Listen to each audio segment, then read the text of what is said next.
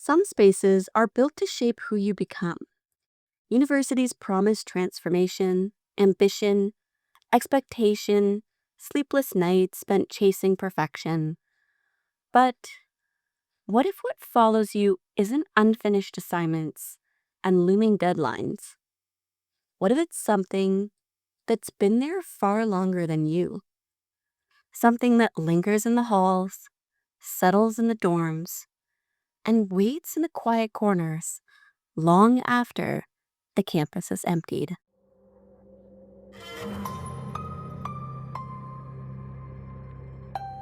Some stories blur the line between reality and the unfamiliar.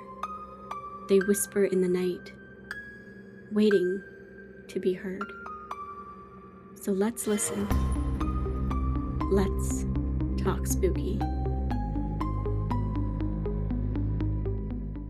Welcome back, spooky souls. I hope you're having a fantastic week.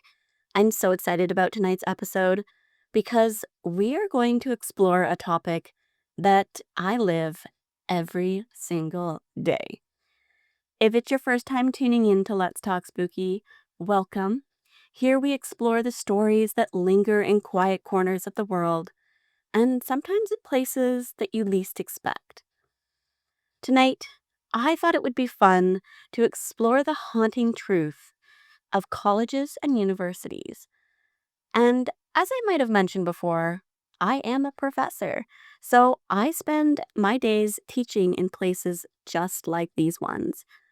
And at the end of tonight's episode, I'm going to share a creepy story of my own. So let's walk into campus today, into the lecture halls active with ambition, libraries that hum quietly, to dormitories that carry the weight of expectation, and stay a little longer, stay a little past the evening lectures, long after the footsteps have faded down the corridors, long after the doors have clicked shut, and long after the silence is supposed to stay silent. Because that's when stories like these ones tend to come to life. So if you're ready, light a candle, dim those lights, and let's talk spooky. The first campus we're going to tour today is located in Athens, Ohio, which sits on the edge of the Appalachian Hills.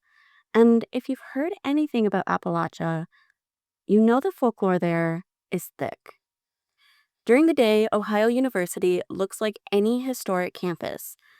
Picture red brick pathways, green lawns, students moving between classes with coffee cups in their hands.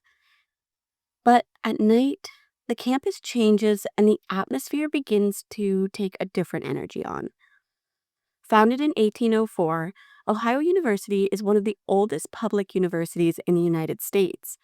And for decades, it's carried a reputation that stretches far beyond its academics. Some historians have called it the most haunted campus in America. Let's start our campus tour at Wilson Hall, where it's said that a young woman died in the late 1970s. And the tale claims that after her death, her room, 428, was sealed due to unexpected disturbances afterwards. Now, many have stated that the room isn't completely gone, it's a boiler room now.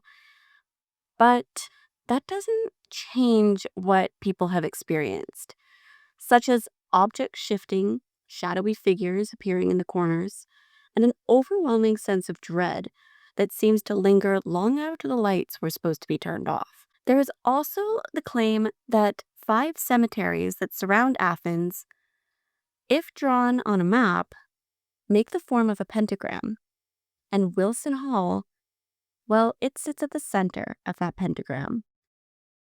And this occult design is very visual in plain sight.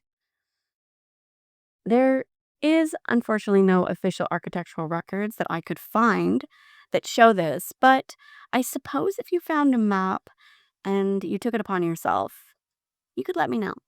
Does it draw a pentagram? The cemeteries, though, are real, and the dormitory that appears in the center of that pentagram, it's also very real.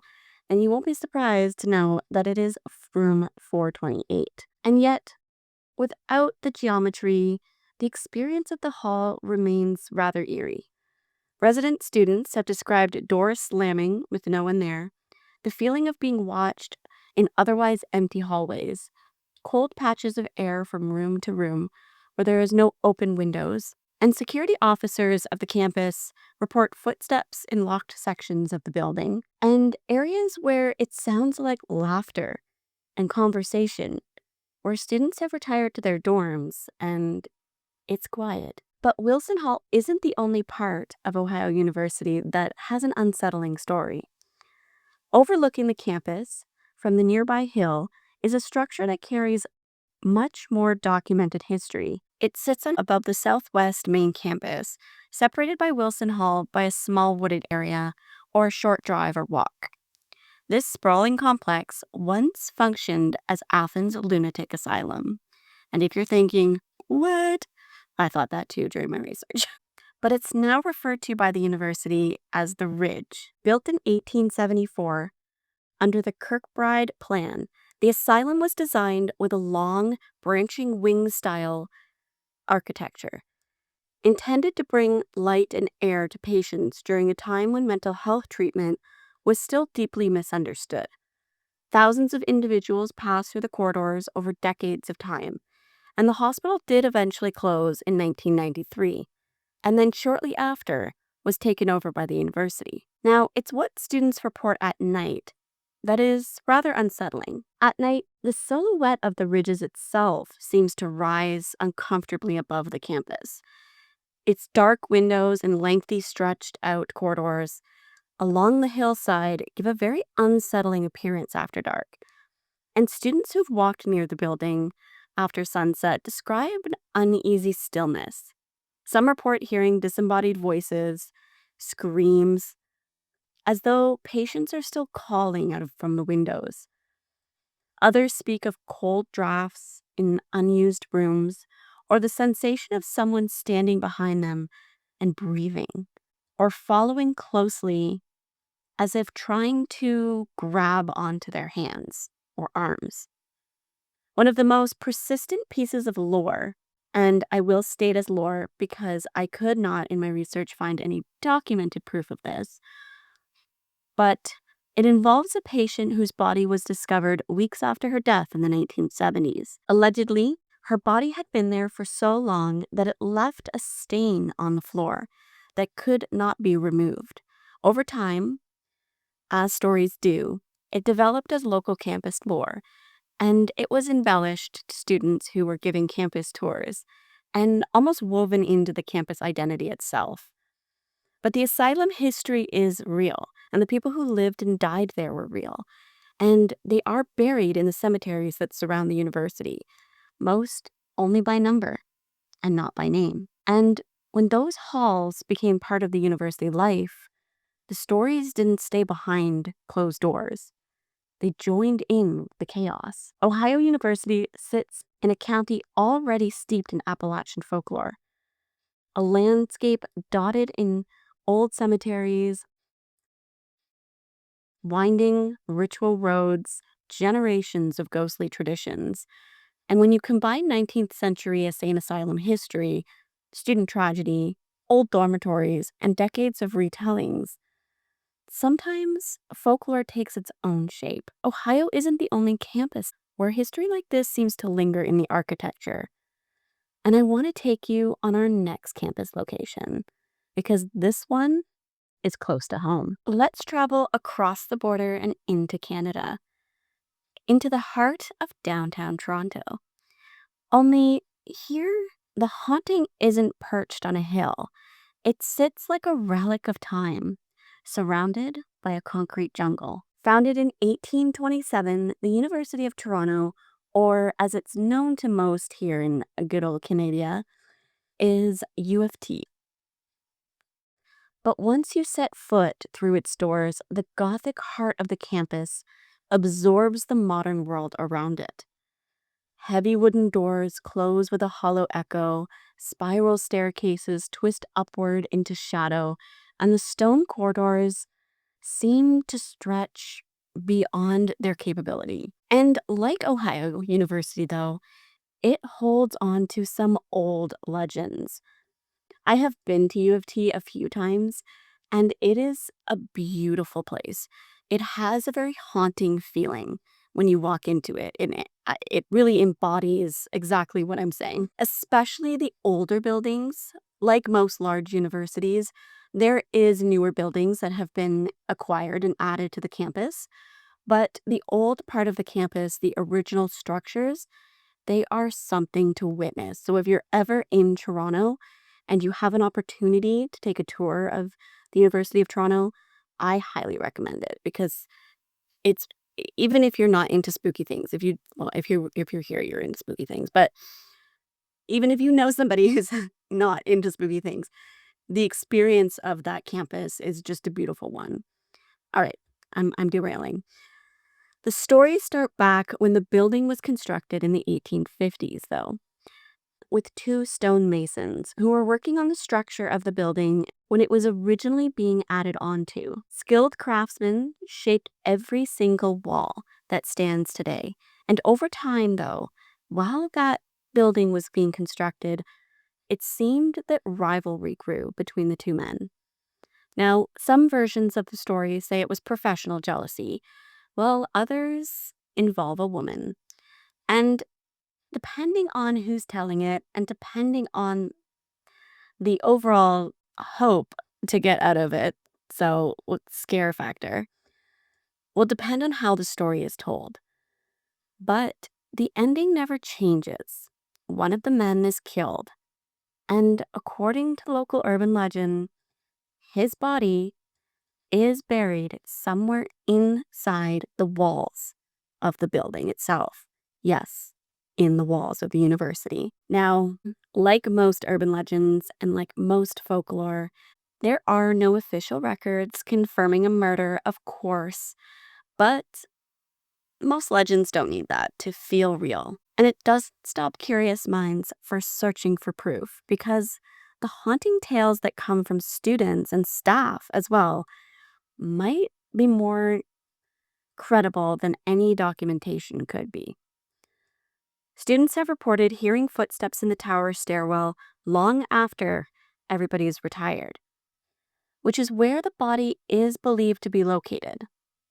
Doors that unlatch on their own, the sensation of somebody following them up the narrow stone steps, and then there's document of the fire. Now, in 1870, a massive blaze tore through the university, gutting its interior and blackening its stone.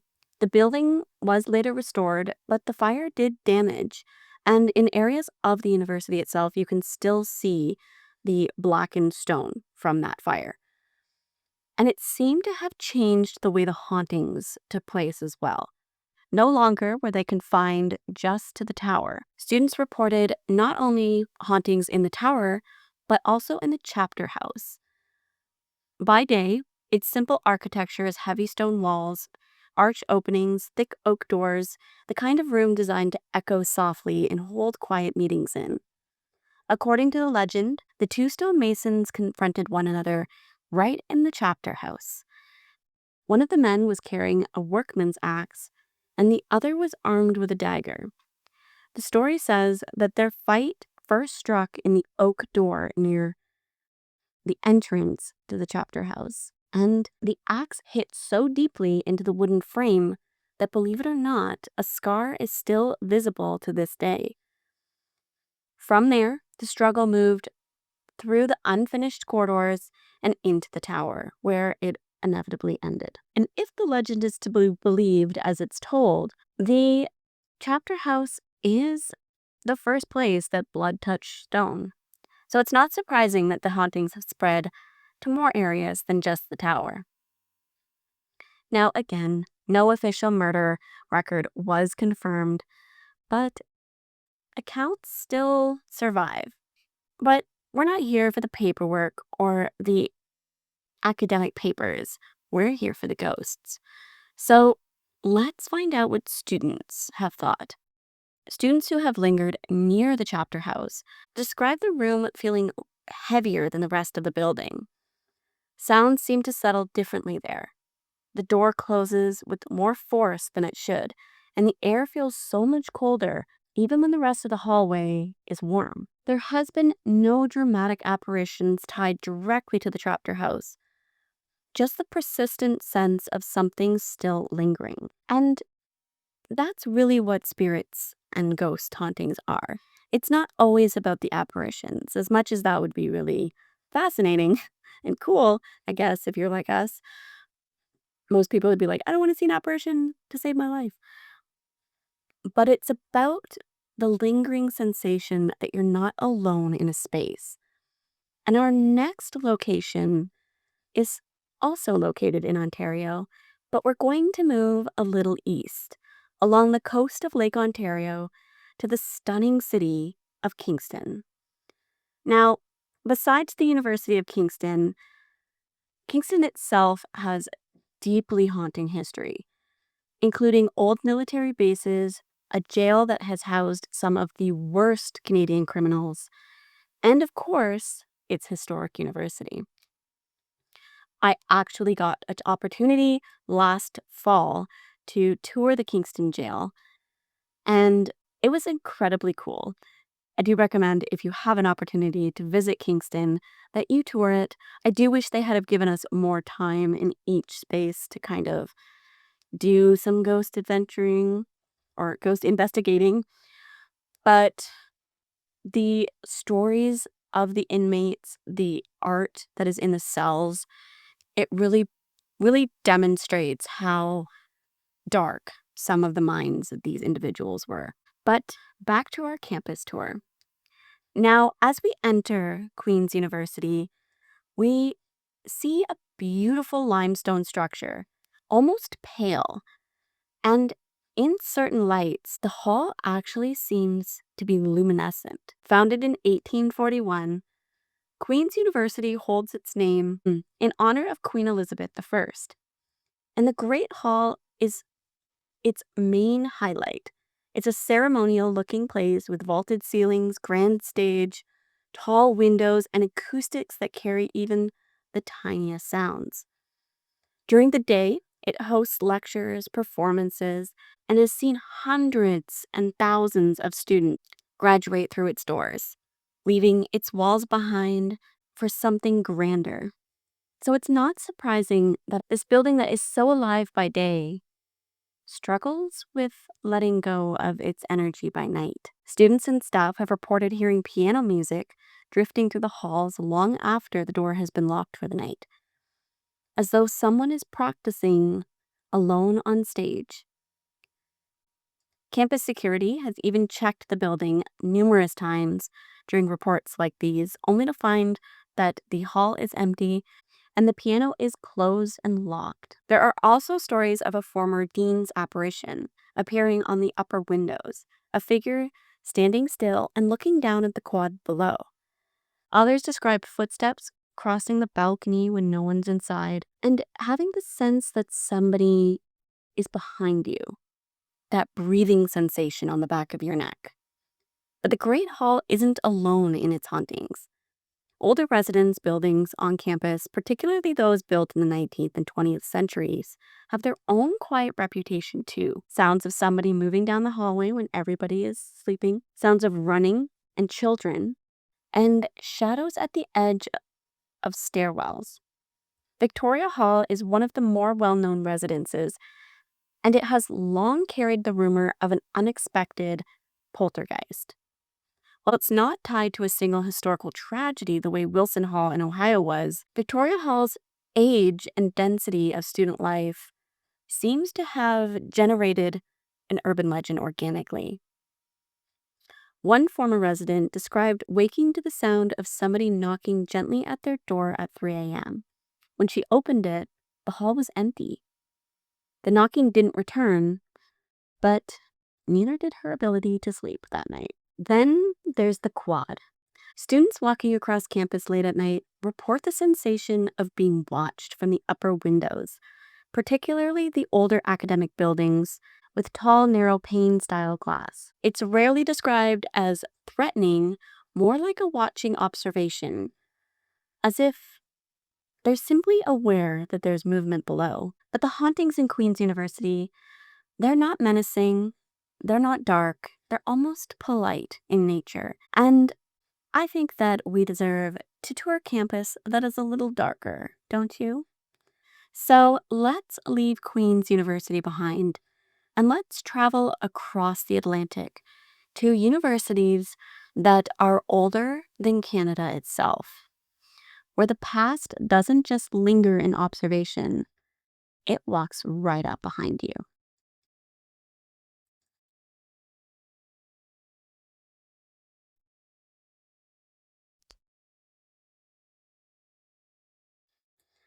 Founded in 1413, St. Andrews is one of the oldest universities in Scotland. When its first scholar walked through the doors, Europe was still in the Middle Ages. The Black Death was still actively killing thousands and thousands of people. Religious conflict would soon fracture the country, and women and children would be burned at the stake. The town sits on the edge of the North Sea, and the wind never fully stops there. So the salt air eats slowly away at the stone of the building. Mist rolls in without warning and clings low against the ruins of St. Andrew's Cathedral and the towers of Salvator Chapel. And it's here at St. Salvator that one of the most enduring stories remain rooted in documented facts. In 1528, Patrick Hamilton, a Protestant reformer and former student of St. Andrews, was burned at the stake just outside the chapel walls. The execution lasted hours, and contemporary accounts describe the smell of smoke drifting through the town itself. Today, the letters PH are embedded in the cobblestone marking the spot to which he was burned, but students warn never to step on them. The superstition says if you step on the PH, you'll fail your exams. It's lighthearted until you're crossing that courtyard alone at night and you realize that you've stepped on the stone beneath your feet. That marks a public execution. Students have described the quad as strangely silent after dark. The sea winds fade when you enter the enclosed square, but the sound becomes uncomfortably muted, not just quiet. And footsteps seem to echo against cobblestone. Some students have claimed that they've heard additional footsteps running up behind them. Others have described robed figures seen at the edge of the chapel arches. They're not clearly defined, just dark figures surrounded in the shadow of the archway. Now, there are no official records of ghosts here, and the university has frowned against ghost tours. But there is generations of students who have stated the exact same experiences. And I think, in my opinion, that's proof enough. Now, the oldest part of the building, it almost has a hollow feeling when night approaches, casting disorientation that moves when the clouds shift. Students returning from late night study sessions have described seeing figures running across the cobblestones, only to vanish through the archways. And then there's the student residences. St. Andrew's residents were built long before modern plumbing was available.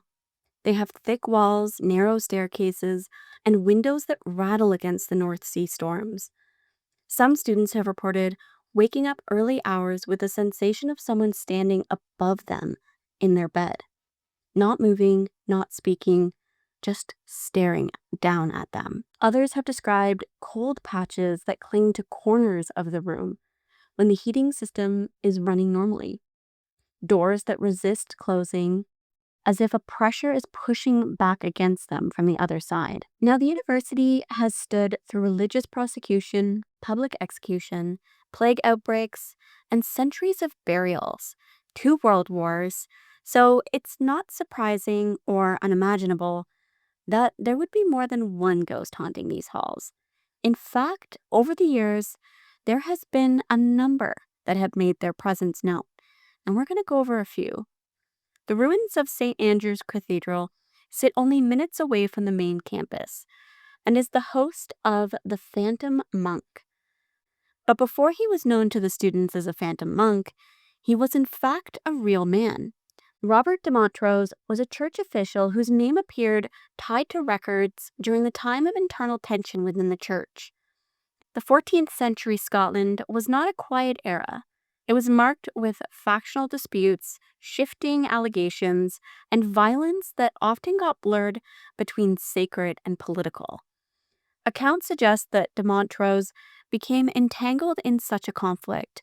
He didn't die peacefully either. Records show bits and pieces of how he was attacked and killed within the cathedral walls itself.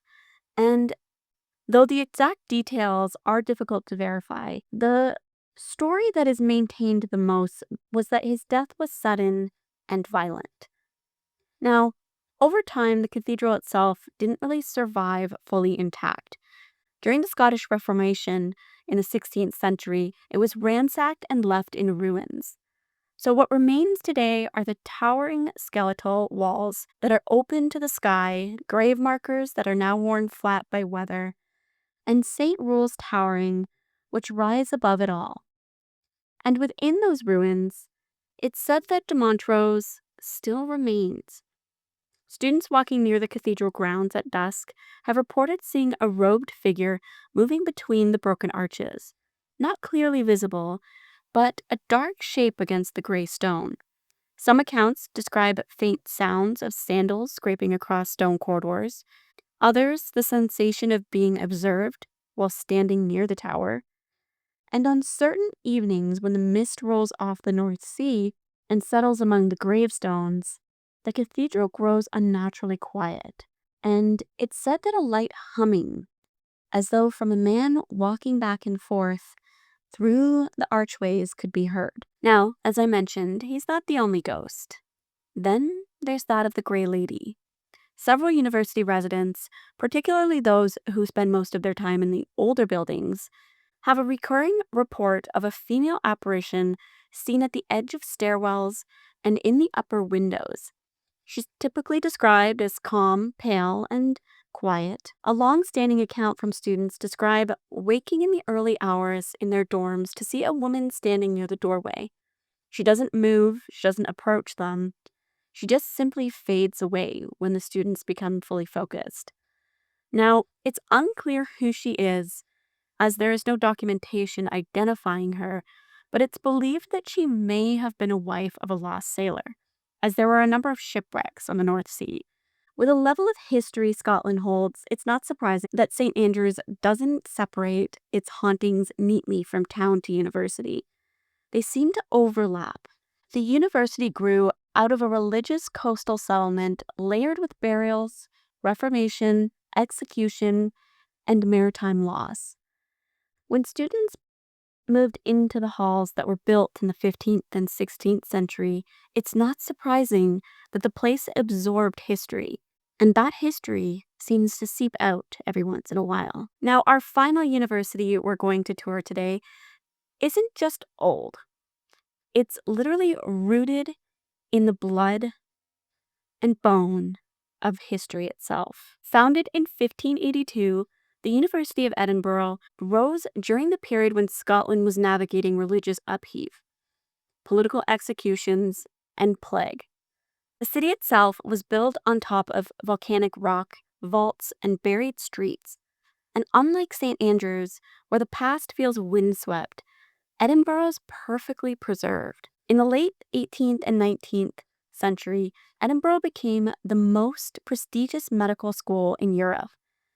Anatomy was not optional, it was essential, and students would pack into the anatomical theaters to observe dissections for themselves. But here's the part that'll keep people up. The law allowed at the time that only executed criminals could be used for medical study, but there weren't enough executed criminals to keep up.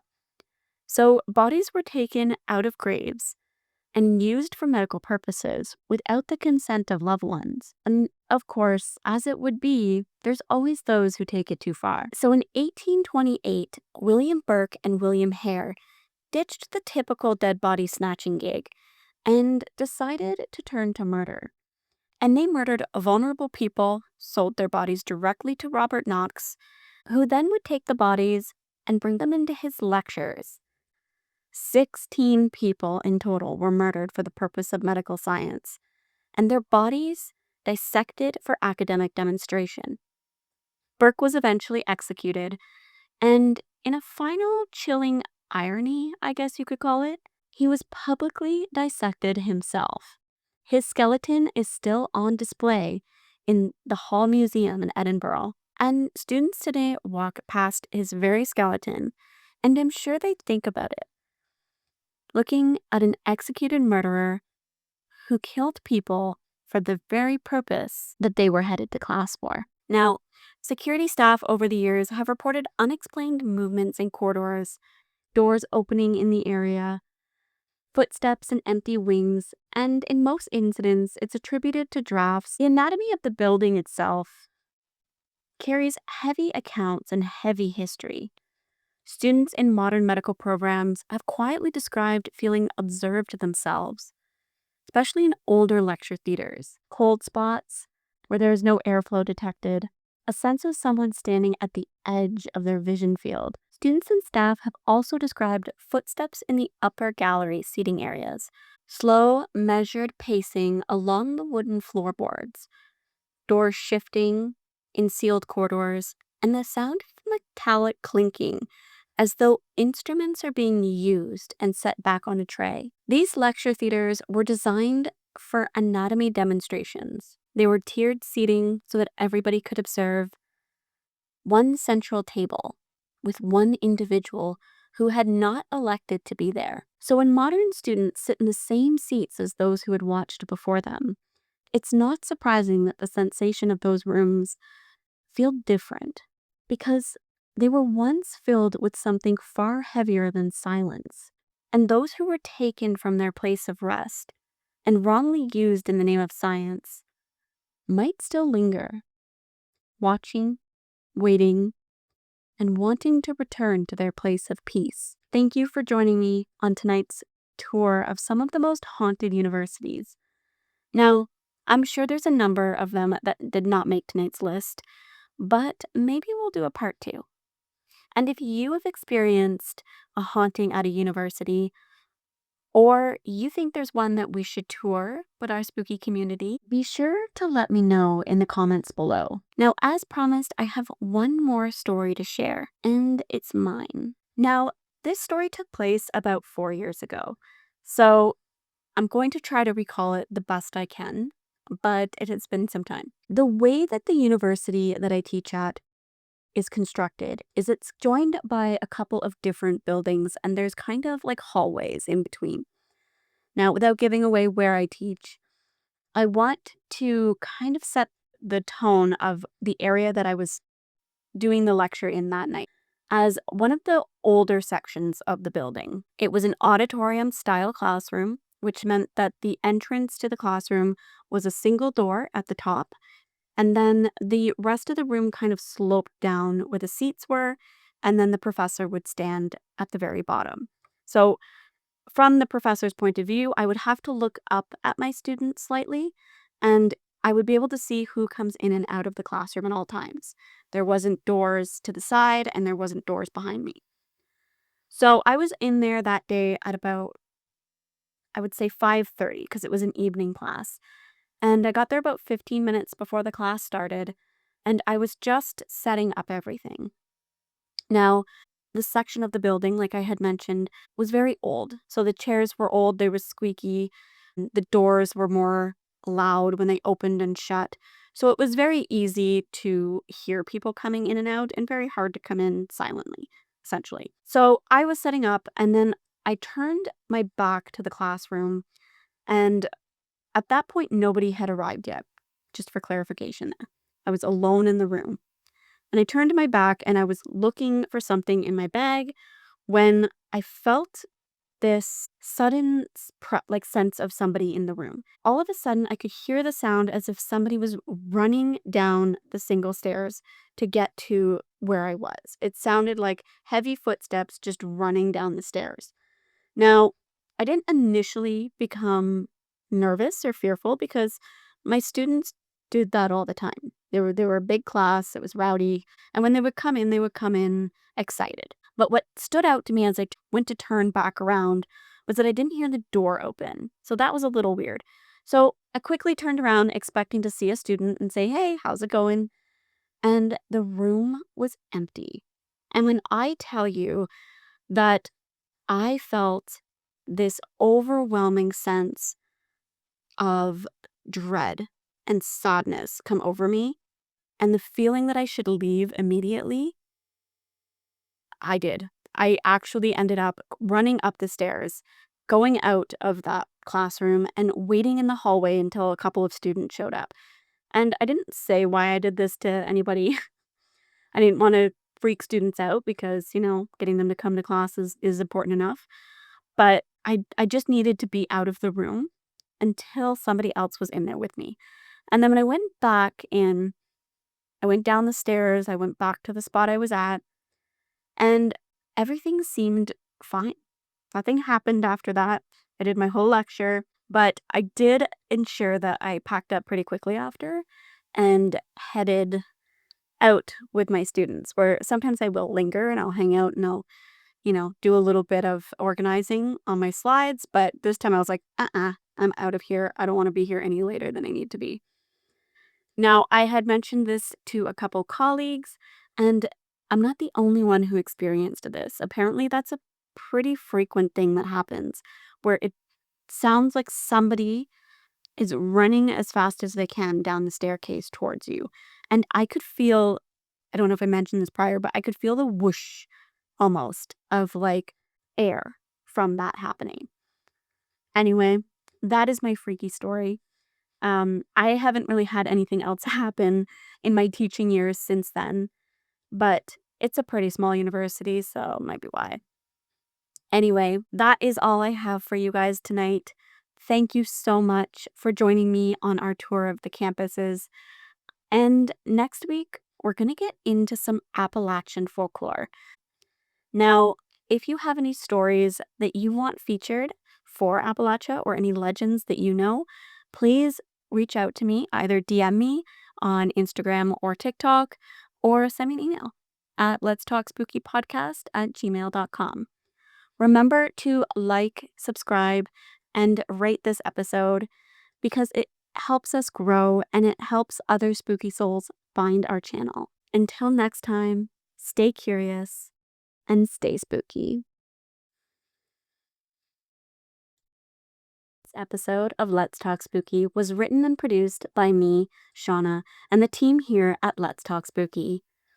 All source notes and research for this episode can be found in the show notes below. Follow us on Instagram, TikTok, and email us at letstalkspookypodcast@gmail.com.